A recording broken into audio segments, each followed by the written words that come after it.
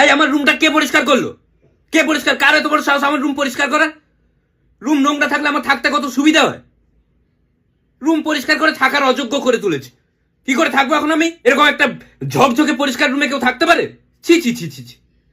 Room পরিষ্কার করে বাসস্থানে একদম অনুপযুক্ত করে তুলেছে। এটা একটা রুম, রুমে কোনো গন্ধ নেই, কোনো জামার ঘামের কোনো গন্ধ নেই, মানে একদম বিশুদ্ধ হাওয়া। এই বিশুদ্ধ হাওয়াতে আমি দম নেবো কি করে?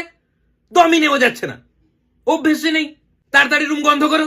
ওই ঘামওয়ালা জামাগুলো কোথায়? তাড়াতাড়ি এনে রাখো। ওটাই আমার অক্সিজেন। আর আমার বেডশিটটা কে চেঞ্জ করলো?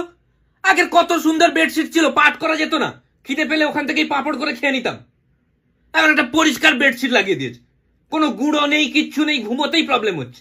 আরে আমার জামার জুতো একসাথে কে রেখে দিল? জুতোটা নোংরা হয়ে যাবে যে। আরে যে নিচে যে কাগজগুলো ছিল ওগুলো কোথায় ফেলে দিয়েছো? আরে ওগুলো আমার মার্কশিট ছিল। যা, এবার কি হবে? কারেন্ট চলে গেলে কি দিয়ে পাখা বানাবো?